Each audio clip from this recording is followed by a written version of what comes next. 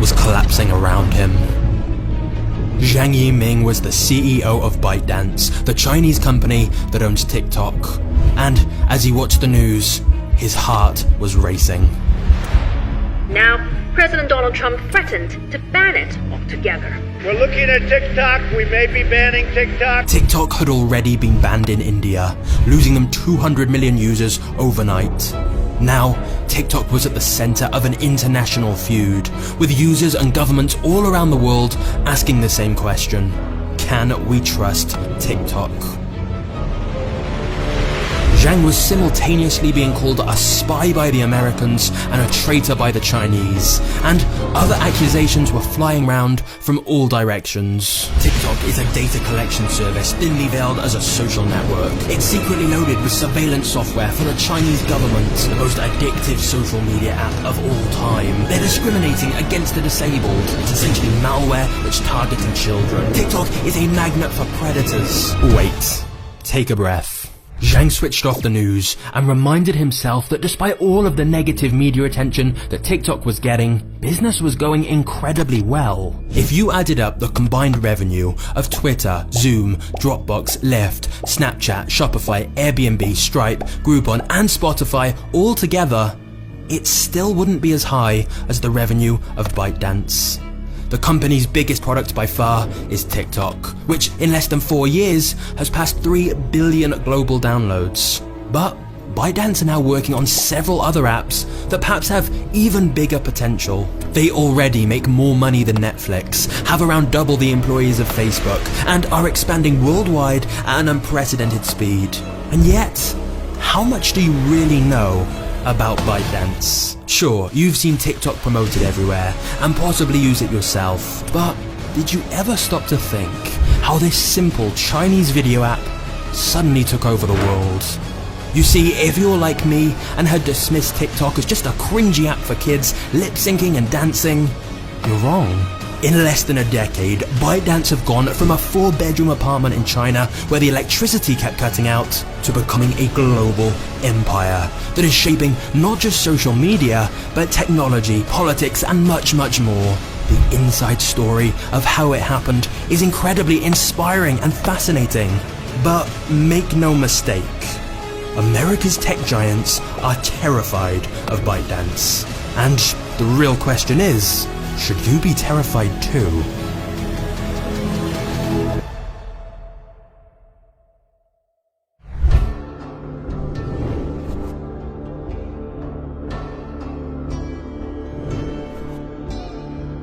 ByteDance is an app factory. Whilst TikTok is by far their most successful app, when the company launched in 2012, they created 12 different apps within just a few months. These included titles such as Laugh So Much You'll Get Pregnant and Real Beauties, Every Day 100 Beautiful Girls. At this point, it was hard to imagine the colossal impact ByteDance was going to have on the world. In fact, they were even struggling to hire people because of the lowbrow reputation they developed early on. The company's founder, Zhang Yiming, always had big plans. He was inspired by business magnates like Steve Jobs and had a dream of one day building a global company that was as borderless as Google. This was an even more ambitious goal than it sounds, because China essentially operates a separate internet to the rest of the world. Big platforms we all know, like YouTube and Facebook, are banned in China. And likewise, internet companies that start in China almost never manage to take their services worldwide. So Zhang knew that to defy the odds and build a global empire, ByteDance needed to think bigger with the apps they were creating. Then, one day in 2012, he had an epiphany.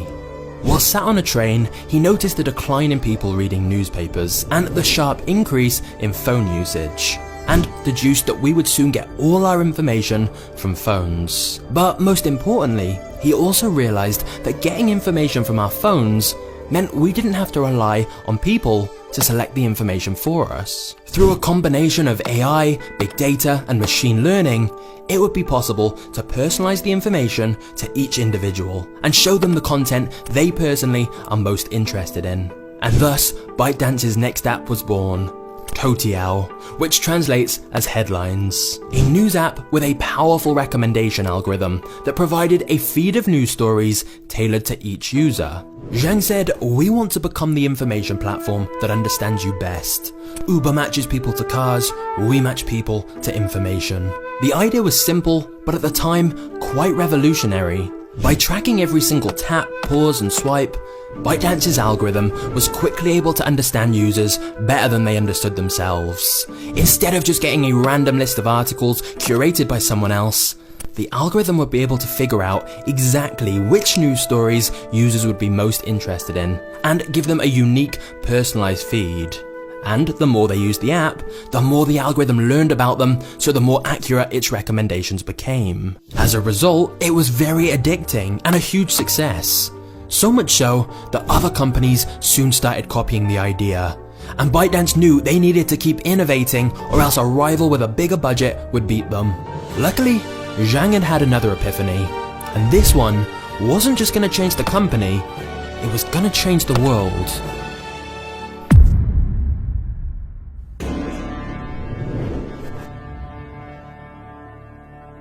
It's reported that the average user of Headlines, the news app ByteDance created, spends 74 minutes per day on the app.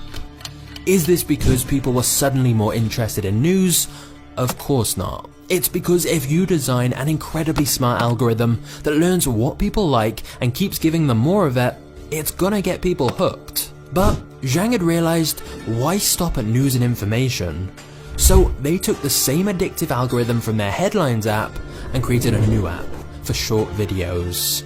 Now, you're probably thinking this new video app was TikTok, and you're half right. In 2017, they launched the international version of TikTok we all know, and we'll get to that very soon. But in 2016, ByteDance launched Douyin, which is the Chinese version of TikTok. Same premise, same logo, same interface, but China has its own segregated version, which came first. And there's a few notable differences. Firstly, it had a section called Positive Energy, with selected videos that promote the Chinese government. Secondly, it had advanced facial recognition, where you can search for videos by tapping a face, a feature which led to lawsuits when ByteDance considered introducing it on TikTok. The Chinese version also makes people's skin appear lighter by default, in line with China's whitening obsession. In short, the Chinese version of TikTok is the same app with some major cultural differences. But one thing is very much the same on both versions: the powerful algorithm. It's unique because it isn't built around your social network. You don't have to friend, follow, subscribe, or even search for anything. You just open the app, start swiping, and the algorithm will get better and better at understanding which videos to show you. And because you consume so many short videos in just a few minutes, it gives the algorithm so much data about what content you do and don't like. You could watch 100 videos in a single session, as opposed to something like YouTube, where you may only watch a small handful. And since you're not reliant on your social circle for content, you'll never run out of interesting videos to watch. You're just one flick away from something totally random and new. Psychologists have found parallels between this and the effect of playing a slot machine in a casino. So when you combine that with the never-ending scroll effect, which tricks our brains into not knowing when to stop using the app, it's easy to see why people get sucked in. ByteDance even added a feature where when you press the back button, it shows you a new video. You have to double tap the button to actually get out of the app. I'm addicted to TikTok now. I've just downloaded it myself and I can't take my eyes off the videos. I spent between 7 to 8 hours. You just keep on scrolling, like you just lose track of time whilst you're on there. You open this app, you start swiping, and before you know it, 3 hours of your life is gone and you've achieved basically nothing. Now we're going to look back at the effects of what that does to the brain. What effect does that have on the rest of your life? However, whilst ByteDance had no problem getting people to watch their new video app, they knew that an addictive algorithm was useless if they didn't have enough people creating videos as well. And thus, they launched a genius 5-part plan to get creators on board. Step 1. Lower the barrier to entry. Competition on social media had become tough. Filming simple selfie videos was no longer enough to blow up on YouTube. You needed to learn how to use editing software, create thumbnails, and countless other things, which made it difficult for young new creators to get started. So, ByteDance made posting videos ridiculously easy, with built-in editing functions in the app. You could even apply filters and add music to make the video immediately seem way more professional and interesting. Then, step 2, challenges. If you remember the viral Ice Bucket Challenge in 2014, well, so did ByteDance. They realized that if they created challenges within the app that were easy for people to replicate, like a certain dance, it meant people didn't even have to think about original creative content. They could join in by just doing the challenge. Which then leads to step 3, give them a taste of fame. If you look on any social media forums, you'll find plenty of people complaining about how hard it is to beat the algorithm with YouTube, Facebook, and Instagram. And in stark contrast, you'll find plenty of people raving about how easily their TikTok videos blew up. I literally gained like 1 million followers in about the space of like 6 weeks. Basically, ByteDance realized that by sharing the love around a lot of creators, they'd attract way more people wanting to make videos for the app. It was like a new gold rush for everyone who had got in late on other social media. You could join TikTok and on your first video rack up millions of views.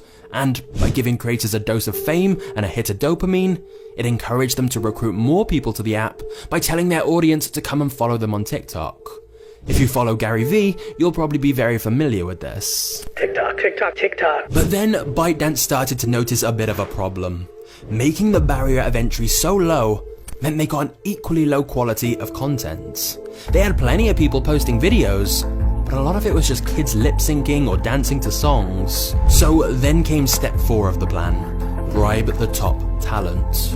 ByteDance messaged creative influencers with big followings on other platforms and offered to pay them to come and post on their app. They also reportedly went to art schools to find good-looking creative students and promised to make them famous.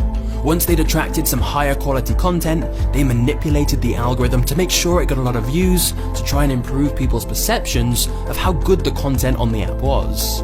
And then finally, step 5, nurture relationships.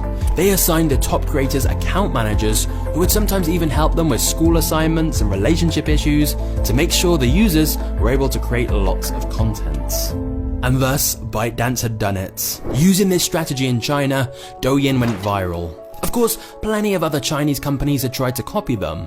But remember, the more you use ByteDance's apps, the more the algorithm learns about you, which means you get served even better content recommendations, which means you use the app more, and this creates a never-ending cycle of improvements. As a result, very few people wanted to switch to any of these competitor apps that popped up. ByteDance had cracked the code in China, and now they wanted to replicate this success worldwide. In 2017, they officially launched their international version of the app, TikTok. And whilst Zhang Yiming had always been a very ambitious man, even he couldn't have predicted the insanity that was about to begin.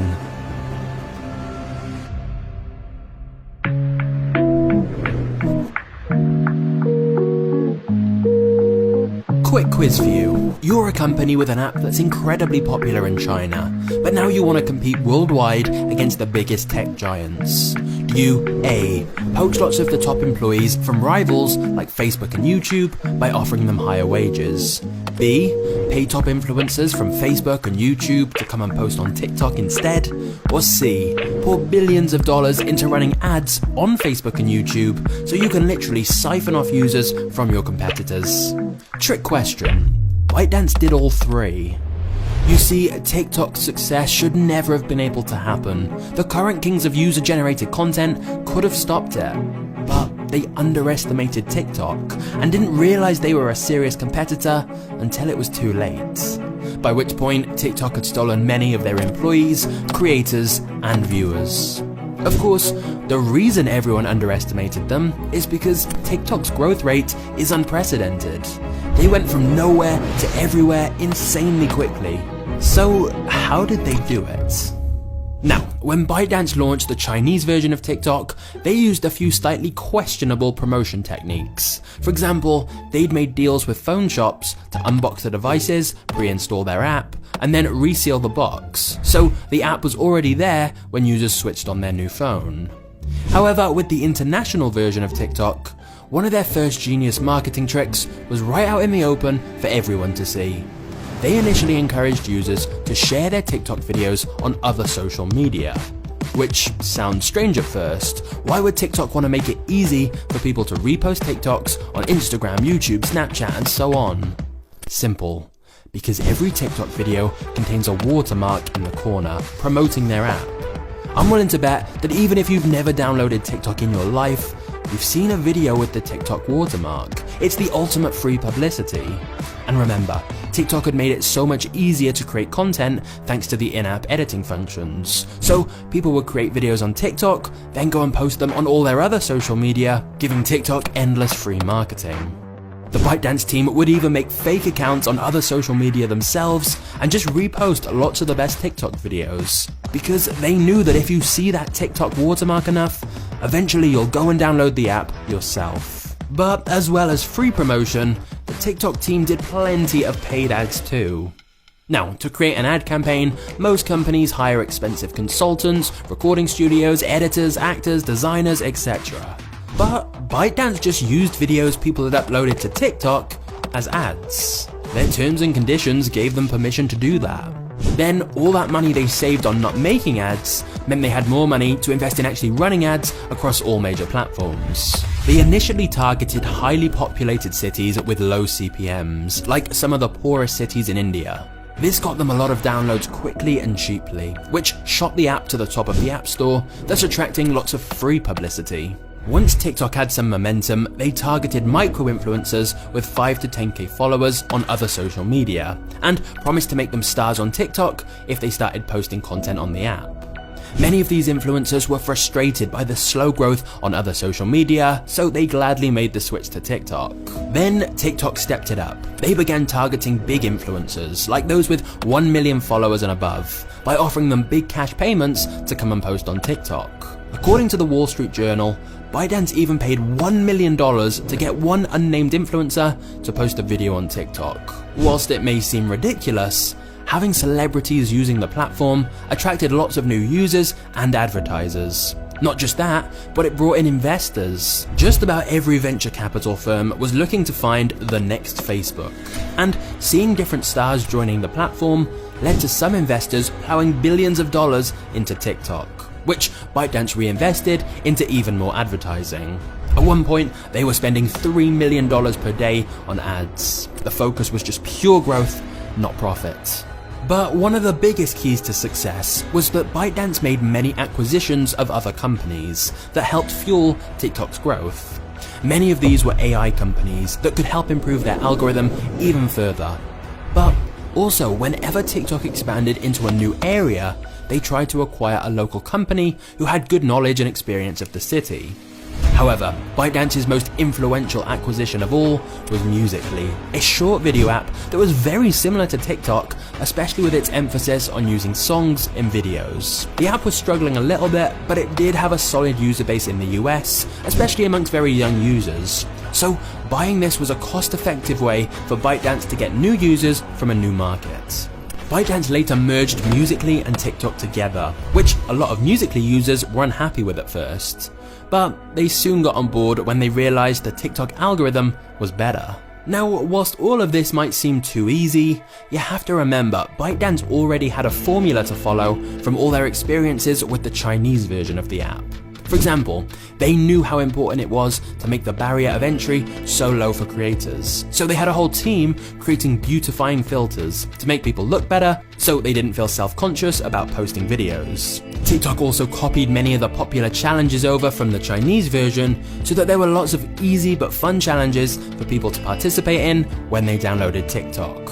And then one day, something surprising happened. It was early morning in the ByteDance headquarters. The marketing team were feeling tired. It had been an exhausting few months, and ByteDance have the same 996 working culture as many other Chinese tech companies, which means you work 9 AM to 9 PM 6 days a week. You get paid very well with lots of bonuses available, but it's intense to say the least. So everyone was a little surprised when early one morning someone excitedly shouted, "Arnold Schwarzenegger just joined TikTok." It was big news because Arnold wasn't getting paid or asked to do it. He just heard about the app and posted some videos for fun. This generated free publicity for TikTok and proved to them they were reaching a tipping point. They were no longer having to pay stars to join. TikTok was becoming the place to be, with even celebrities now voluntarily joining the app. But despite all of this marketing we've just talked about, perhaps the biggest reason for TikTok's sudden growth was something completely out of their control.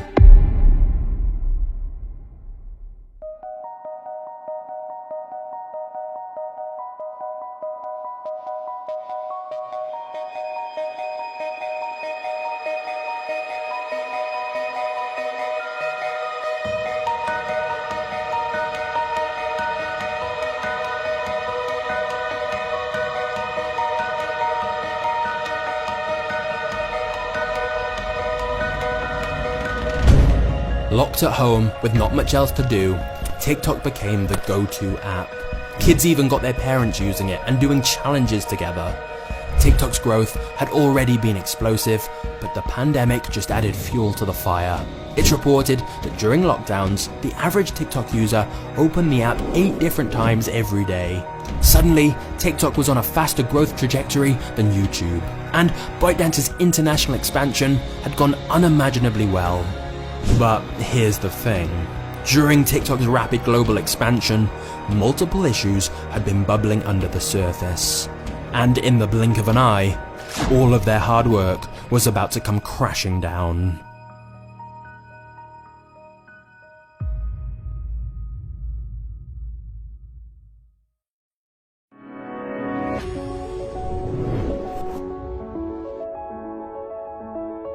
In 2019, India banned TikTok due to claims of spreading explicit content. Overnight, TikTok lost around 200 million users. Pakistan soon banned them too. TikTok would eventually manage to appeal the decision, only for them to get banned again just a few months later, on the grounds that they were stealing and surreptitiously transmitting users' data outside of the country. But this was just the start of a domino effect, where more and more governments around the world started raising concerns about TikTok. Specifically, what data is TikTok actually collecting, and what is it doing with that data? Everyone had their own theories on this. A popular Reddit post claimed to have reverse engineered the app and stated it was essentially a data collection service that's thinly veiled as a social network. An iOS update also meant that users would be alerted when an app accesses their clipboard. Soon, videos emerged of TikTok reading almost every bit of info that was copied on someone's device, even if they weren't using the app.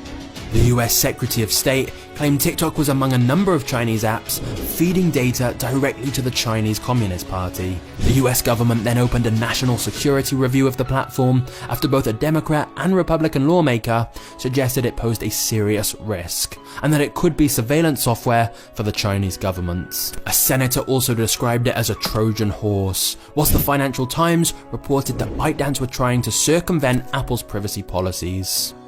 The Android version includes code that allows for the downloading of remote zip files, unzips them, and executes the apps inside arbitrarily. TikTok asks for access to your videos, your photos, your microphone, your camera, and your contacts. TikTok also collects information about the messages that you send, about the apps that you use, the other apps on your phone. It collects the sites that you visit. It collects your search history. It collects your keystrokes. It collects your location data.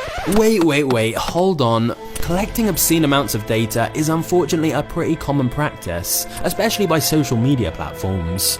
So why was everyone freaking out? Well, China's national intelligence law requires all companies within its borders to hand over data at its request without the need for a warrant. In fact, the government can literally take ownership of your company if they choose to. So yes, most people have accepted big tech have loads of our data.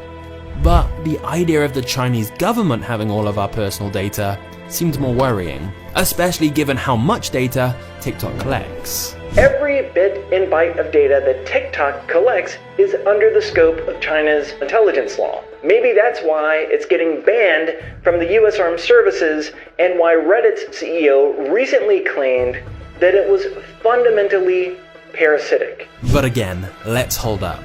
This is one side of the story. here's the other side of the story. TikTok have repeatedly stated they are not a Chinese company. Yes, ByteDance, the parent company, is, but they created a whole separate app and company for TikTok that's not based in China and thus not under their rules. TikTok state they have never given data to the Chinese government and never will. It could also be argued that everything going on with countries banning and threatening TikTok wasn't really about TikTok. This was about the rise of China. TikTok was unfairly caught in the middle of a political battle between several governments, and it was just being used as a pawn in a game of geopolitical chess. Sure, TikTok collects a lot of data, but that's because their whole app is built around understanding you better to show you more tailored videos, not because they're surveillance for the Chinese. Many of the accusations against them were just theoretical fears rather than actual evidence. But despite that, it seemed that in some Western countries, TikTok was becoming public enemy #1, especially in the US, where Trump ran ads saying TikTok is spying on you. And then The U.S. will ban these apps within 45 days unless they are taken over by an American company. Of course, we know that Microsoft is currently in talks to buy some of TikTok's operations in countries like the U.S., Canada, Australia, and New Zealand. In this executive order, Trump cited some of the things we already know that U.S. officials are worried about when it comes to these apps, things like national security concerns, how they collect data. TikTok were told they had to find a US buyer or else they'd be shut down. Many TikTok stars who'd built a career for themselves using the platform were panicked. But soon it looked like Microsoft was going to swoop in and buy the American branch of TikTok so that the app could continue. Right at the last minute though, Trump suggested he wouldn't sign off on it unless a lot of money went to the US Treasury, so the deal fell apart. Next, it looked like Oracle was about to buy TikTok. A deal was agreed, and then again right at the last minute, Trump announced ByteDance would be creating a $5 billion education fund as part of the deal, which ByteDance was completely unaware of. So once again, the deal fell through. Meanwhile, ByteDance and TikTok were suing Trump and the US government in a hope to delay the ban until after the 2020 US election. And when Joe Biden took over as president, TikTok thought all of their problems were about to fade away. But instead, Biden signed an executive order for deeper investigations. So whilst there was no immediate ban, the threat still very much looms over TikTok.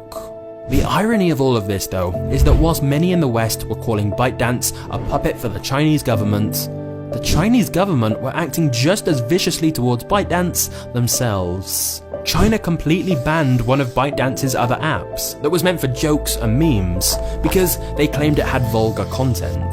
ByteDance really was facing attacks from all directions. But what's most interesting of all is that whilst the entire world was busy debating TikTok's data policies, they were completely missing something much more sinister.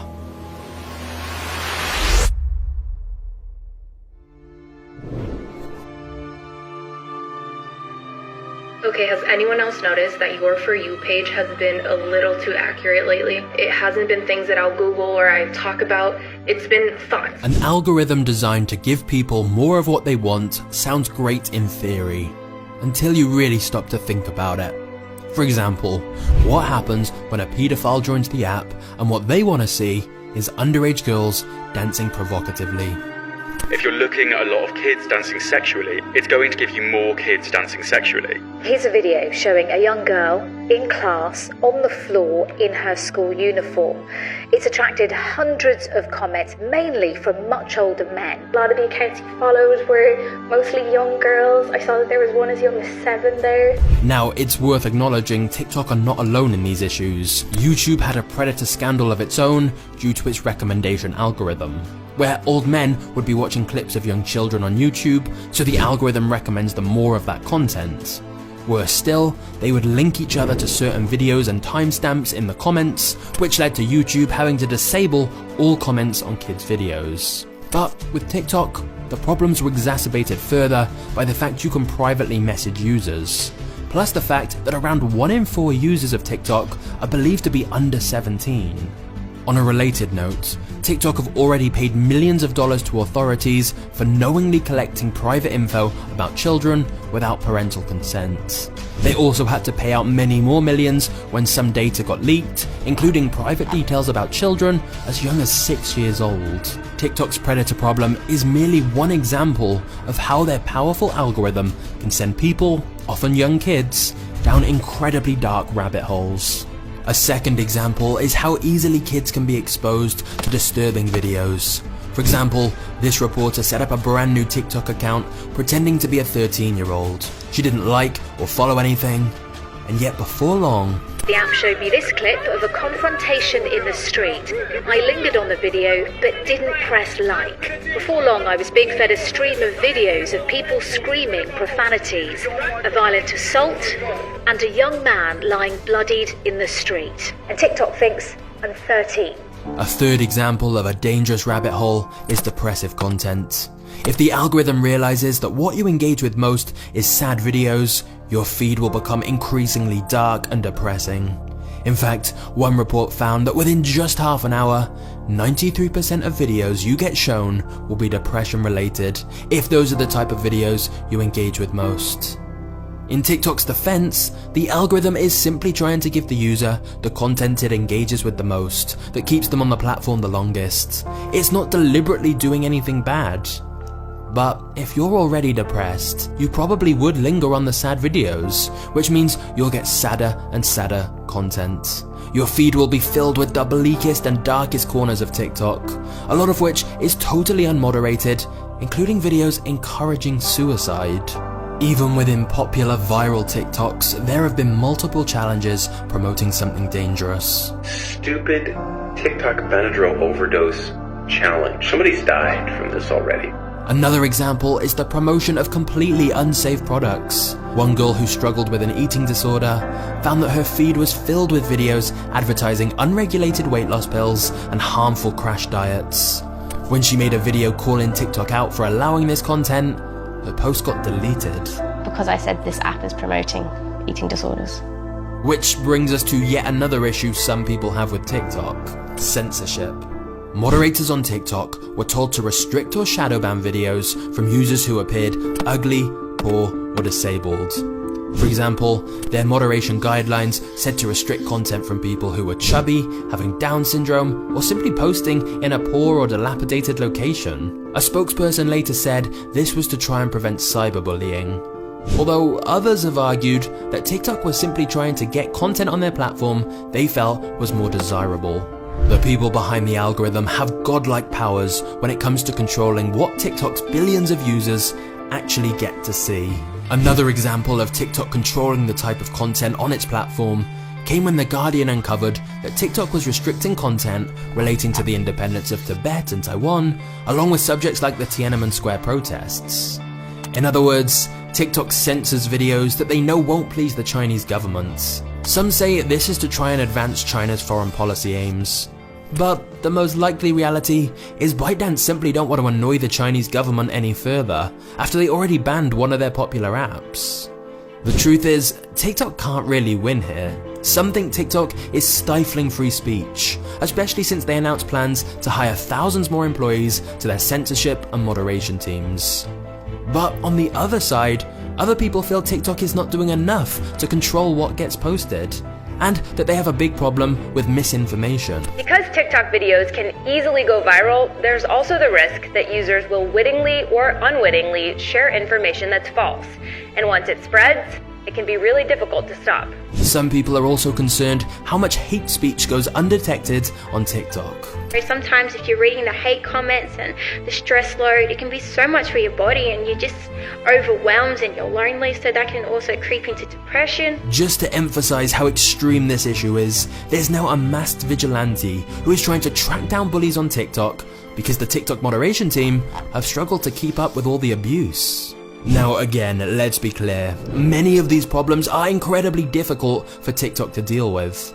And they certainly do seem to be trying. And it should also be acknowledged that the vast majority of users don't have problems like this. But that's the most worrying part. Because everyone's feed is so different, many people don't even know about the darker corners of TikTok. A parent using the app will see a wildly different feed to what their kids may see. A person who's happy will see a wildly different feed to what a depressed person would see. To summarize, the TikTok algorithm really is incredible at giving you content that will keep you watching longer, no matter how dark or disturbing that content is. However, despite all of these issues, predators, dark rabbit holes, dangerous challenges, censorship, bullying, and plenty of other problems, TikTok has become the world's hottest platform. And from a business perspective, it's a clear success story, and now one of the world's largest private companies. So, to understand how ByteDance achieved that so quickly, despite all of these issues, there's one final piece of the puzzle we need to talk about. That's perhaps the most crucial piece of all.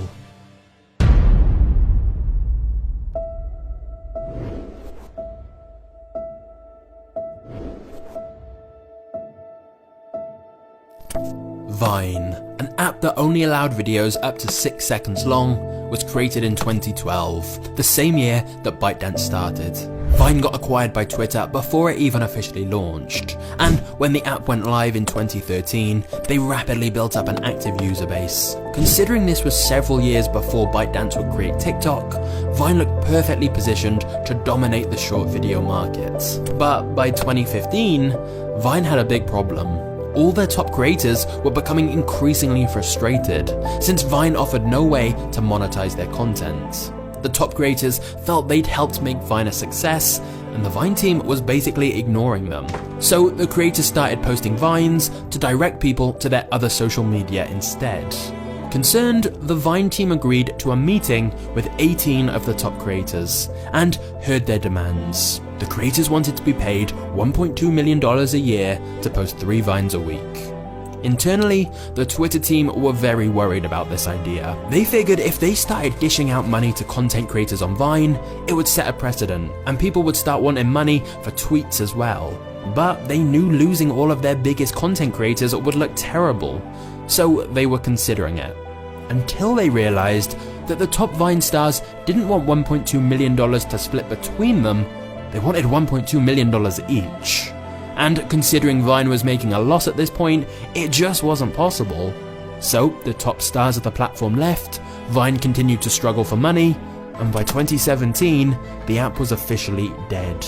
Ironically, this was the year TikTok launched. You see, ByteDance had been observing carefully, and Vine's brief moment in the sun had proven the demand for short videos, but also highlighted 2 important lessons. Number 1, don't ignore your best creators, find a sustainable way to pay them. And number 2, don't let them get too powerful.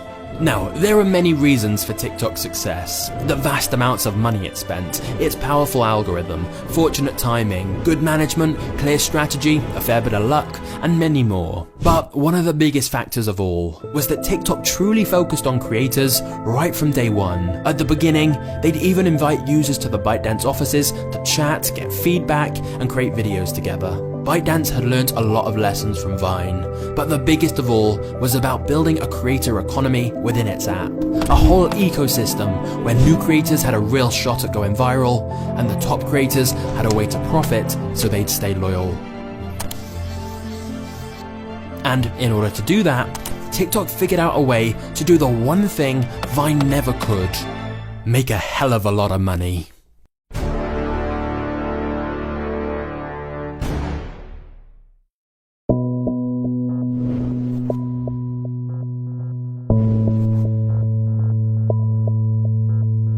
Eventually, the big tech giants realized TikTok posed a serious threat to them, which is why just about every social media app launched a service that was essentially a TikTok clone. Instagram launched Reels, Facebook launched Lasso, Snapchat launched Spotlight, YouTube launched Shorts, and so on. In fact, Instagram even announced they're no longer a photo sharing app, with many articles pointing out they're trying to become TikTok. But it was too little too late. By that point, TikTok was $1 billion app.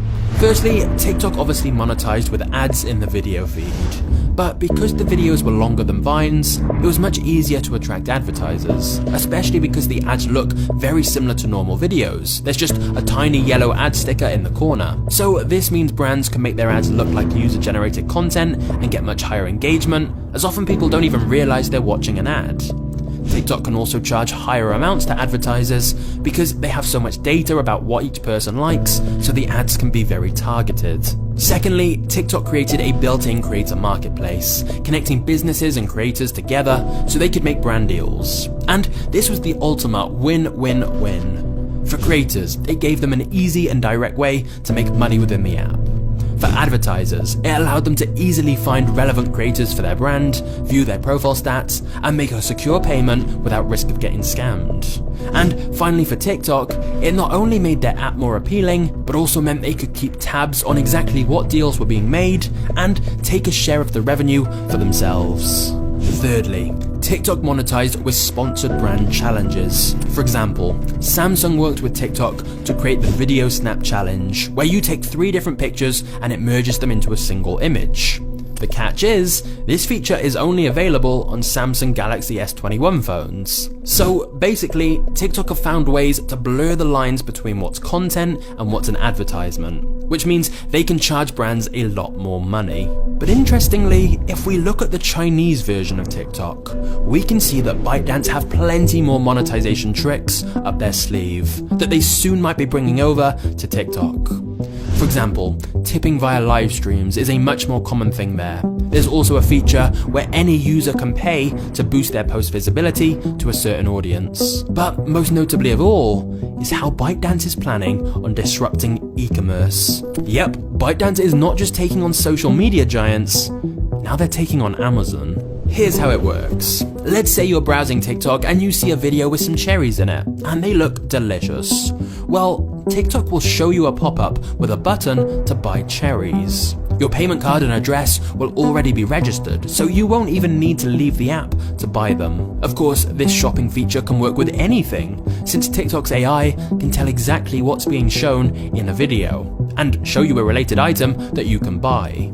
Essentially, they want to blur the lines between content and shopping.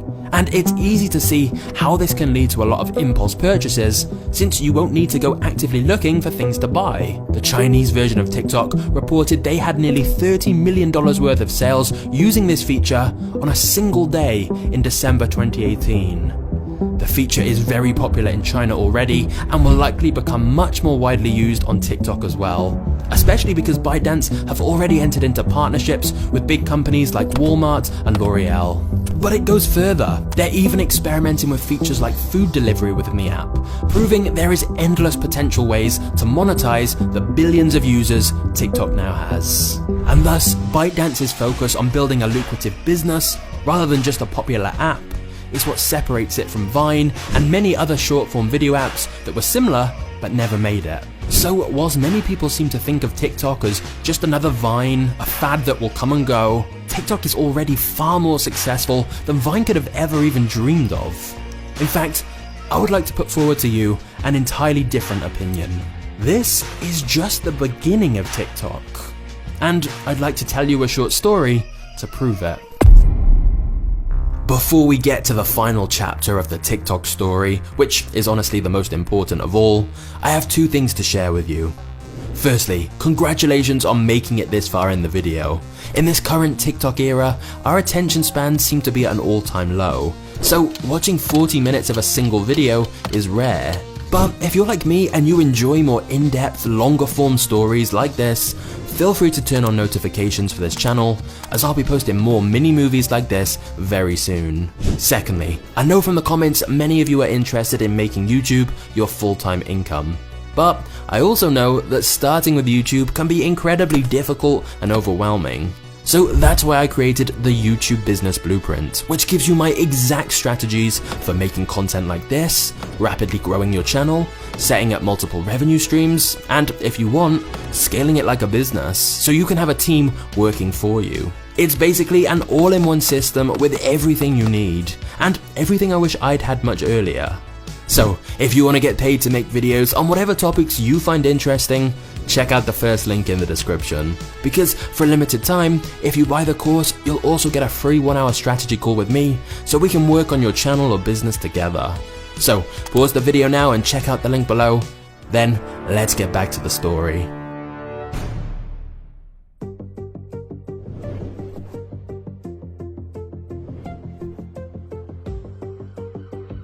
In 2018, Montero Hill was unemployed, had no money, and was sleeping on the floor of his sister's house. He dropped out of college to pursue his dream of becoming a famous rap artist, and it was going terribly.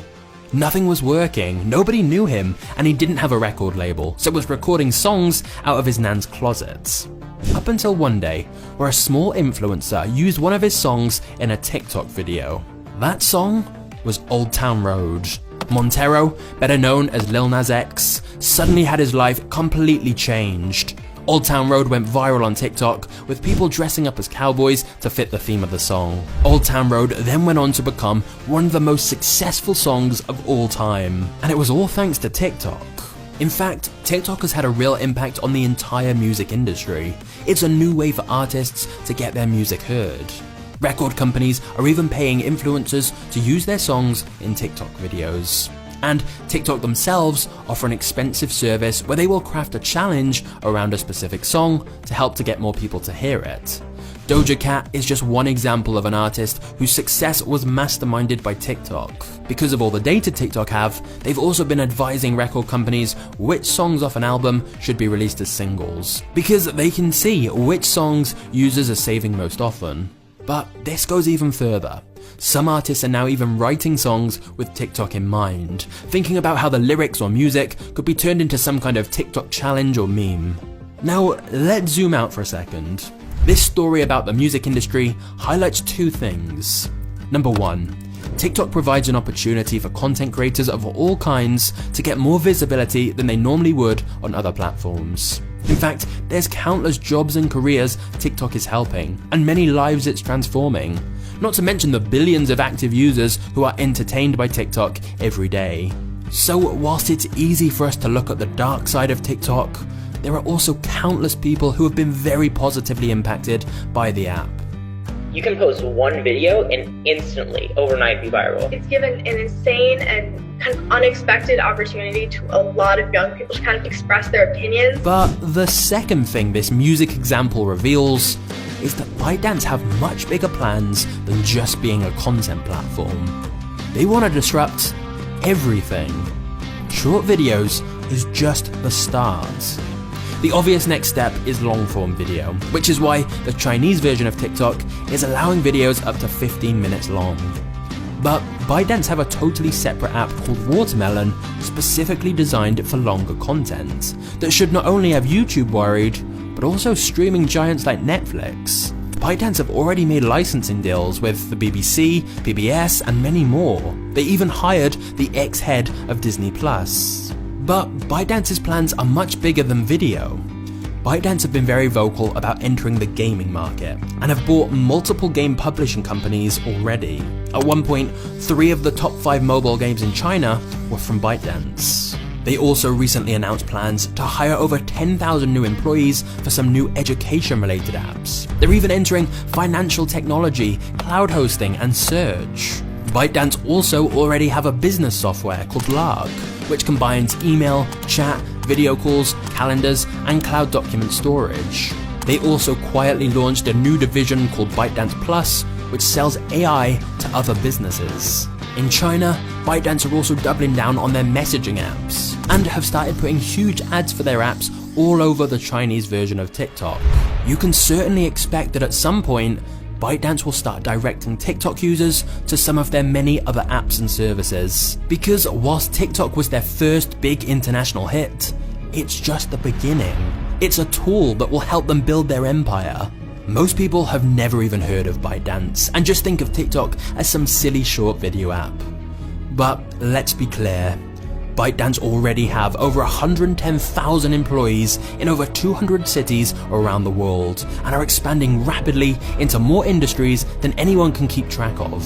Truthfully, it's impossible to know for sure exactly where ByteDance is heading, and how powerful they're going to become.